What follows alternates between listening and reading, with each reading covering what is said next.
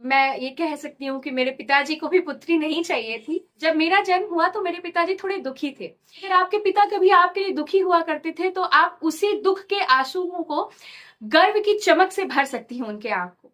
बेटियां जो है वो माँ भगवती की स्वरूप है, तो उनको आपको कभी बांध के रखने की जरूरत ही नहीं पड़ेगी। सभी पेरेंट्स से निवेदन करती हूँ कि आप अपनी बेटियों को पढ़ाने की कोशिश करिए।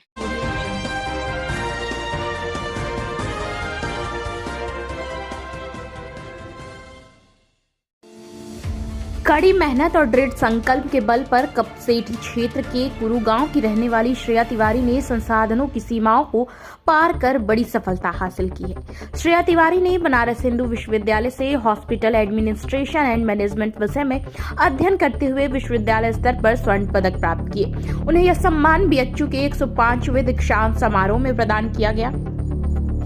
साधारण ग्रामीण परिवार से आने वाली श्रेया ने काशी में रहकर देश के प्रतिष्ठित संस्थान बीएचयू से शिक्षा प्राप्त की। सीमित संसाधनों और संघर्षों के बावजूद उन्होंने निरंतर परिश्रम से उपलब्धि हासिल की है। वर्तमान में वे हॉस्पिटल एडमिनिस्ट्रेशन एंड मैनेजमेंट में एमबीए कर रही हैं और सरकारी सेवा की तैयारी भी कर रही हैं। उनका लक्ष्य स्वास्थ्य प्रशासन के क्षेत्र में बेहतर और जन कल्याणकारी सेवाओं के विकास में योगदान है। श्रेया तिवारी की असफलता ग्रामीण पृष्ठभूमि के विद्यार्थियों के लिए प्रेरणा स्रोत है। उन्होंने यह स्वर्ण पदक अपने परिवार, गुरुओं और काशी नगरी को समर्पित किया है, जिससे पूरे क्षेत्र में गर्व का माहौल है। हर हर महादेव। मेरा नाम श्रेया तिवारी है। मैं महमूदगंज निवासी हूँ। आपको बीएचयू से गोल्ड मेडल मिला है, कौन से सब्जेक्ट में? मेरा BVoc hospital administration and management में मुझे स्वर्ण पदक प्राप्त हुआ है जी। कहना तो यही है कि काशी की बेटी थी और एक सपना था कि काशी में पली बड़ी हूँ तो काशी में ही मेरा ग्रेजुएशन कंप्लीट हो। तो मेरे आराध्य महादेव ने मुझे काशी में पहुंचाया और केंद्र में स्थापित है वो वहां पे, और मेरी रक्षा भी उन्होंने उसी प्रकार से की। तो मुझे ऐसा लगता है कि मेरा योगदान इसमें बिल्कुल नहीं है, वो मेरे आराध्य और मेरे इष्ट का योगदान ही सब रहा है, और मेरे माता पिता का आशीर्वाद और उनका संघर्ष ही मुझे यहाँ तक लेके आया। इसके बाद आगे आपको क्या करना है? बेसिकली मेरा प्लान है कि मैं गवर्नमेंट जॉब की प्रिपरेशन करूं, साथ ही मैं मास्टर्स कर रही हूँ इस टाइम। इसका श्रेय किसको देना चाहेंगे? सर्वप्रथम मेरे माता पिता तो है ही, साथ में मेरे पिताजी का संघर्ष रहा है जो मुझे हमेशा एक मोटिवेशन मिलता रहा है कि मुझे लाइफ में कुछ ना कुछ अचीव करके अपने माता पिता के फेस पे वो प्राउड फील वाला फीलिंग मुझे देखना था। देन जैसे मेरे माता पिता ने बचपन से लेकर आज तक मेरा पालन पोषण किया है, वैसे ही मैं मानती हूँ कि मेरे महादेव और मेरी जो माता भगवती है वो हमेशा मुझे हर एक पल पे गाइड करते हुए मुझे मिले हैं। साथ ही में मेरे नाना जी का सबसे बड़ा योगदान रहा है, लेकिन आज वो है नहीं। इस बात की मुझे हमेशा कमी खलेगी कि काश वो एक साल और रह जाते तो शायद वो ये मोमेंट मेरा जी पाते और सबसे ज्यादा खुश होते। साथ में एक और व्यक्ति है, मेरा भैया। मेरे पिताजी के बाद एक अकेले उसने सारे घर को संभाला, कभी पिताजी के ऊपर वो बोझ नहीं आने दिया और मुझे हमेशा कभी किसी चीज की कमी नहीं होने दी। तो शायद मेरे ऊपर वो रिस्पॉन्सिबिलिटी, वो भार घर का आया ही नहीं, जिस वजह से मैं बिल्कुल बिना किसी टेंशन के पढ़ पाई और सब भार मेरे भाई ने उठा लिया। तो मैं हमेशा उसकी रीढ़ी रहूंगी, चाहे जहां पे भी रहूं जी। और मेरे सब फिर उसके बाद मेरे गुरुजन, लाइक मेरे doctor RS Mishra sir HOD हैं और डॉक्टर सुची दुबे मैम, तो उन्होंने मुझे BHU में सबसे ज्यादा सपोर्ट किया और आज भी वो मुझे सपोर्ट करते हैं। मैं निकल जाती हूँ, कहते हैं कि BHU से निकलने के बाद शायद ही आपसे फिर से वो लोग संपर्क करें, लेकिन BHU से निकलने के बाद भी वो लोग मुझे हमेशा अपनी बेटी की तरह पालते हैं और हमेशा उस तरीके से ख्याल रखते हैं। तो मुझे लगता है कि सबसे बड़ा श्रेय मैं अपने HOD sir doctor RS Mishra sir को भी देना चाहती हूँ। जो समाज में लड़कियां पीछे रह जाती हैं उनके लिए क्या संदेश देना चाहेंगे कि उनको मतलब अपने जो आगे की पढ़ाई की तैयारी कैसे करना चाहिए, क्या करना चाहिए? मेरा मानना है कि अब तो धीरे धीरे बहुत सारी चीजें इम्प्रूव हुई हैं, लेकिन फिर भी कहीं ना कहीं कुछ चीजें रह गई हैं। लाइक मैं ये कह सकती हूँ कि मेरे पिताजी को भी पुत्री नहीं चाहिए थी, क्योंकि मेरे घर में ऑलरेडी 9 बहनें हैं हम, और मेरी 4 बुआ थी। तो जब मेरा जन्म हुआ तो मेरे पिताजी थोड़े दुखी थे। लेकिन कल जब उन्होंने मुझे ये बात बोला कि शायद मैं सच में सौभाग्यशाली हूँ कि मैं तुम्हारी जैसी पुत्री को प्राप्त किया हूँ, तो मुझे लगता है कि जो भी पुत्री आज ये वीडियो देख रही है उसको ये समझना चाहिए कि अगर आपके पिता कभी आपके लिए दुखी हुआ करते थे तो आप उसी दुख के आंसुओं को गर्व की चमक से भर सकती हैं उनके आंख को। तो आप लगे रहिए, कोशिश करते रहिए, और इष्ट महादेव देख रहे हैं, आपकी मेहनत का फल आपको जरूर प्राप्त हो। आप भी, जैसा कि आपने बताया कि आप भी गांव से बिलोंग करती हैं, जी बिल्कुल। तो अक्सर गांव में देखा जाता है कि जो माँ बाप होते हैं ना, वो लड़कियों को बहुत ज्यादा स्टडी नहीं करने देते हैं, बहुत ज्यादा आगे तक पढ़ाई नहीं करने देते हैं। उनका बस एक सपना होता है कि लड़की बड़ी हो जाए और हम उसकी जल्दी से शादी कर दें। तो इस पर क्या कहना चाहेंगे, उन माँ बाप के लिए और उन लड़कियों के लिए, उन बच्चों के लिए क्या कहना चाहेंगे? जी मुझे तो ये सब चीजें कभी फील ही नहीं होने दिया मेरे पेरेंट्स में। मैं भले ही गांव से हूँ, लेकिन मेरे पिताजी मेरे लिए एक वर्ड यूज किया करते थे हमेशा से, गुंडा। मैं जहां भी जाती हूँ वहां पे उनको चाहिए कि मैं झंडा फहरा के आऊं। तो ये सारी चीजें मुझे कभी फेस करनी नहीं पड़ी कि मेरे पिताजी कभी मुझे शादी के लिए, उनका हमेशा से ये थॉट रहा है कि बेटा जितना पैसा मैं तुम्हारी शादी में लगाऊंगा उससे कई ज्यादा पैसा मैं तुम्हारी पढ़ाई में लगाऊंगा, और मैं चाहता हूं कि वो गोल्ड और ये गोल्ड दोनों में वो तुम डिफरेंस समझ पाओ। तो आज मुझे वो डिफरेंस समझ आया। उन माँ बाप को क्या कहना चाहेंगे जो अपने बेटियों को आगे तक भेजते नहीं है पढ़ाई के लिए, उनको क्या बोलना चाहेंगे? मैं हमेशा से यही कहना चाहती हूँ कि बेटियां जो है वो माँ भगवती की स्वरूप है, तो उनको आपको कभी बांध के रखने की जरूरत ही नहीं पड़ेगी। आप उनको थोड़ा सा शक्ति प्रदान करेंगे तो आप स्वयं देख लेंगे कि उनके अंदर कितनी शक्ति है और वो आपको कहाँ से कहाँ तक पहुंचा सकती है। तो मैं चाहती हूँ, सभी पेरेंट्स से निवेदन करती हूँ कि आप अपनी बेटियों को पढ़ाने की कोशिश करिए।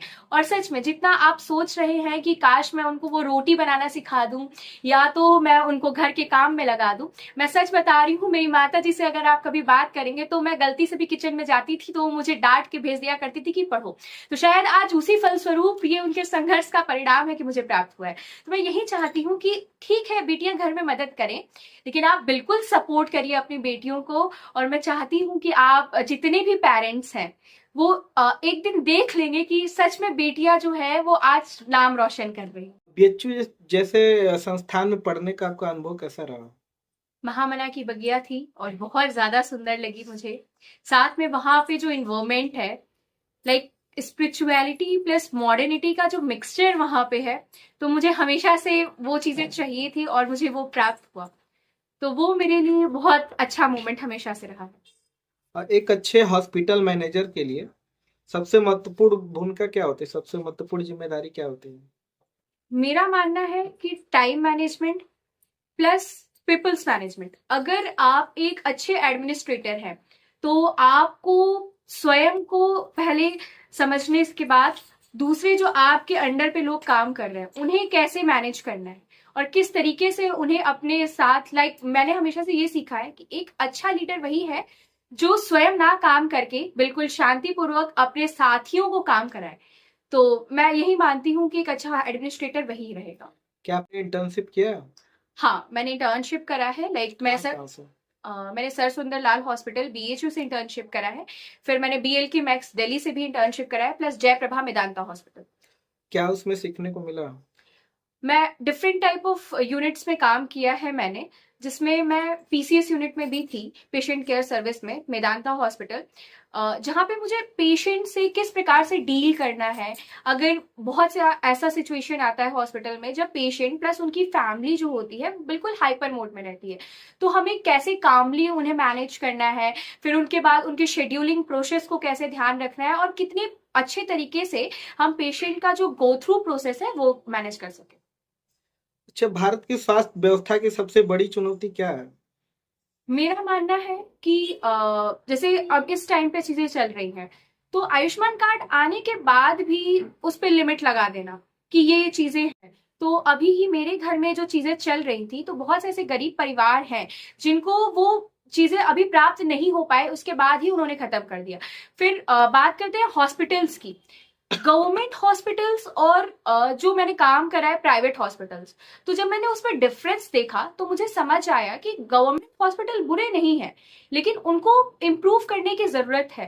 जैसे हमारे जैसे अगर एडमिनिस्ट्रेटर जो भाग रहे हैं प्राइवेट हॉस्पिटल्स पे काम करने के लिए, लाइक अगर उन्हें अपॉर्चुनिटी मिलती है गवर्नमेंट हॉस्पिटल को इम्प्रूव करने की, तो शायद वहां की मैनेजमेंट जो है वो और भी बेटर हो सकता है। तो मैं चाहती हूँ कि गवर्नमेंट से कि आप ऐसे हमारे जैसे बहुत सारे जो युवा हैं उनको वहां पे फील्ड में लाएं और गवर्नमेंट हॉस्पिटल को इम्प्रूव करें, जिससे कि लोग प्राइवेट में ना जाके गवर्नमेंट हॉस्पिटल को ज्यादा प्रेफर करें। गोल्ड मेडल पाने के लिए आपकी पढ़ाई की रणनीति क्या रही? कह सकते हैं कि मैं मॉर्निंग पर्सन थी हमेशा से। तो मुझे अलार्म की जरूरत नहीं पड़ती थी। मेरे पिताजी स्टार्टिंग डे से क्लास 6 से मुझे 5 बजे उठा दिया करते थे, तो मेरा हैबिट बन चुका था। तो वो सुबह सुबह मैं रिवीजन किया करती थी। साथ में मैंने मस्ती भी बहुत करी है। बीएचयू में मैं एंकरिंग एक्स्ट्रा करिकुलर एक्टिविटीज में पार्टिसिपेट करा। मैं एनसीसी में भी बहुत अच्छी पोस्ट पे थी। तो मेरा तो बहुत अच्छा एक्सपीरियंस रहा है। छाया राकेश तिवारी, मेरा नाम छाया राकेश तिवारी है और मैं बेड़े कॉलोनी महमूदगंज की निवासी हूँ। और आपके बेटी को गोल्ड मेडल मिला है, बेचू से क्या कहना चाहेंगे? यही कि मतलब हर माँ बाप को यही मतलब बोलना चाह रही हूँ कि अपने बच्चों को पढ़ाए लिखाए, बेटियों को आगे बढ़ाए और कभी शादी विवाह के विषय में जल्दी से न सोचे। और हमने तो ये सोच लिया था कि अपनी बेटी को जब पैदा हुई तभी सोच लिए थे कि हम उसको खूब पढ़ाएंगे और खूब जितना हो सका जो हम नहीं कर पाए वो हमारी बेटी करे। हम ऐसी आशा लेकर हम जो भी थे मतलब सोचे थे कि अपने बच्चे को खूब आगे बढ़ाएंगे। जैसा कि आप भी गांव से बिलोंग करती हैं और गांव के लोगों का ऐसा सोच बिल्कुल भी नहीं होता है। क्योंकि आज के टाइम में अब तो मान लीजिए धीरे धीरे लोग आगे बढ़ रहे हैं, लेकिन गांव में अक्सर देखा जाता है कि लड़कियों को बस चौका बेलन के लिए रखा जाता है। जी तो इस पर क्या कहना चाहेंगे? आपने मतलब आपके अंदर ये थॉट कहाँ से आया कि हम अपने मेरी बेटी पैदा हुई है उसको आगे तक लेके जाना है और पढ़ाना है? अब ये है कि मेरी शादी 14 साल में हो गई थी, तो हम उसी समय सोचे थे मेरी बेटी है होगी तो हम उसको पढ़ाएंगे, आगे बढ़ाएंगे। और सबको जो गांव में भी जो भी लोग बोलते हैं अपनी बेटी की शादी कर दो, अपनी बेटी की शादी। अरे यार क्यों करे भाई, मेरी बेटी है, उसको पढ़ाएंगे लिखाएंगे आगे बढ़ाएंगे, मेरा नाम रोशन करेगी। और उसका शादी कोई लास्ट, भाई लास्ट ऑप्शन तो है ही है, आजकल तो शादी करना ही है। गाँव के या फिर अन्य माँ बाप को क्या क्या बोलना चाहेंगे जो लोग अपने बेटी को आगे नहीं लेके जाते हैं, आगे पढ़ाई के लिए नहीं सोचते हैं, जल्दी से उनका बहुत कम उम्र में शादी कर लेते हैं, उनके लिए क्या कहना सबको चाहिए? ये बोलना चाह रहे हैं कि अपने बच्चों को, लड़कियों को पढ़ाए लिखाए, आगे बढ़ने का एक मौका दे, एक चांस दे उनको कि आगे बढ़े वो लोग। शादी विवाह करना बहुत अच्छी बात नहीं है कि जल्दी से शादी विवाह कर दे। और एक जिम्मेदारी होती है पढ़ाने की, शादी विवाह की जिम्मेदारी ही जिम्मेदारी नहीं होती है। बच्चों के लिए कुछ करने की मतलब उनको इतना सक्षम बनाए कि अपने पैर पर कहीं भी रहे, खड़ा हो सके और खुद मतलब इतनी वो सहयोग जो भी हो सकता है माँ बाप को करना चाहिए अपने बच्चों के लिए। दूसरा कोई नहीं करने वाला, माँ बाप के सिवा और दूसरा कोई नहीं करने वाला है।